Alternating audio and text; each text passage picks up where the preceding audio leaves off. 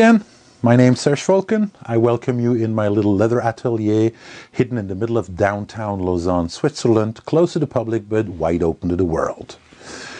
Today we're going to talk about mixing colors. We have a nice selection of colors, and I mean, if I look at the dye chart, here, let's have a little zoom.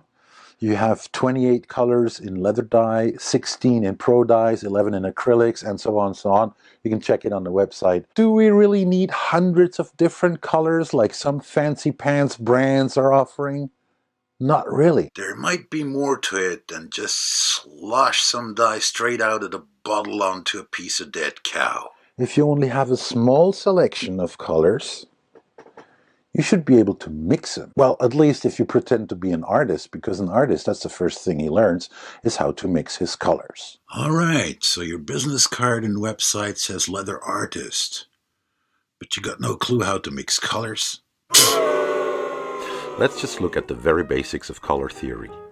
The three primary colors are yellow, red, and blue. If we mix yellow and red, we get orange. Red and blue makes purple, and yellow and blue green. Those are the secondary colors. If we keep mixing each neighboring color with each other, we get yellow with orange, which is called yellow orange. Orange red makes red orange. Red with purple, who would have guessed? Red purple. And we go on to get some blue purple, blue green, and yellow green. And we have the tertiary colors. Let us resume. 3 primary colors, 3 secondary colors, and 6 tertiary colors. The usual exercise is to play with contrasts from light to dark. Remember, this is a theory about paint, not dye, so it might be that dye acts slightly different.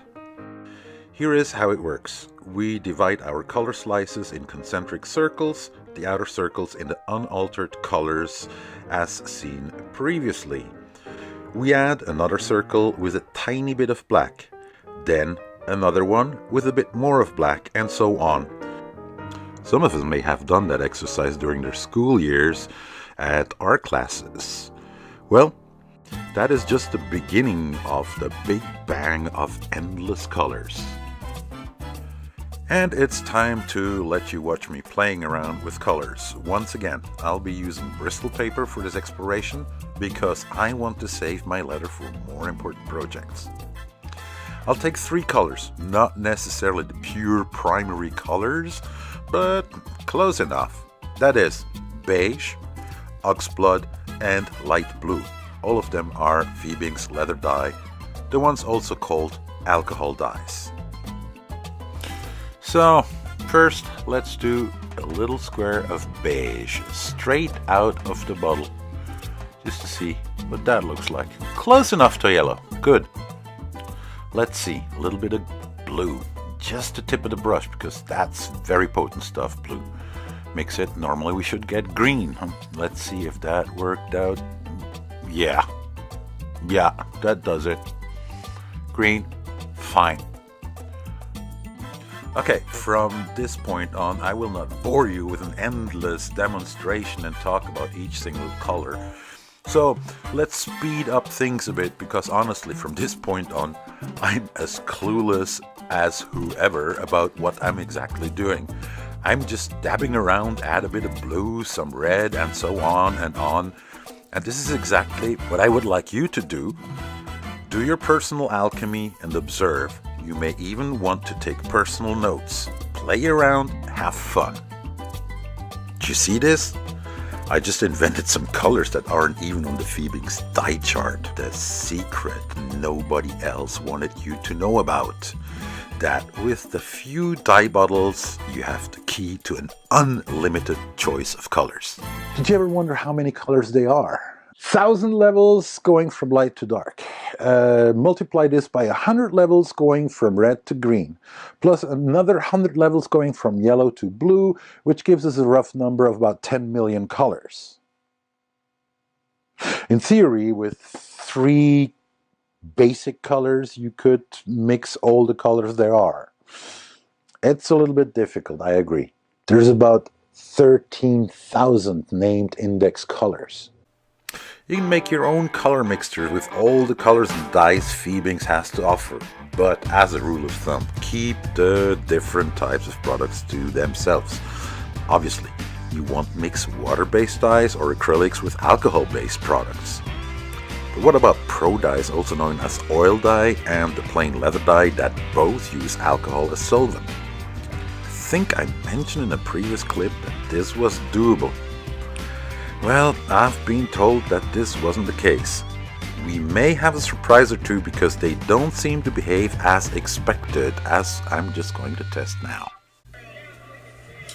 Our first candidate is the Oxblot leather dye we all just met before, and his competitor, red oil dye, that recently changed his name to Pro Dye. Both will have to endure some small shots of blue, and whoever turns purple first wins. Oh, wait a minute. We want this to be a fair game, so no contaminated brush here, and let's just use a clean Q-tip for each competitor. First round was just a single dab of blue, well mixed, shows that the leather dye gets along just fine with his blue buddy from the same team and already points towards purple. Meanwhile, Pro Dye, or Oil Dye, or whatever he calls himself right now, seems to resist the blue, and his red is still dominating. Let's give him a second chance with some extra portions of blue. Pro Dye is struggling and fails to turn purple. Meanwhile, Leather Dye is doing fine and dandy. It looks like Pro Dye and Leather Dye may have some slight differences. We will leave the fine little word to the jury that will only give its decision when all the samples are completely dry. Thank you and bye for now. Before you decide whether you like a color or not, give it time to dry, because wet paint and wet dye, they always lie. Don't forget, we're dealing with inks here. Dyes are more like inks, not like paint.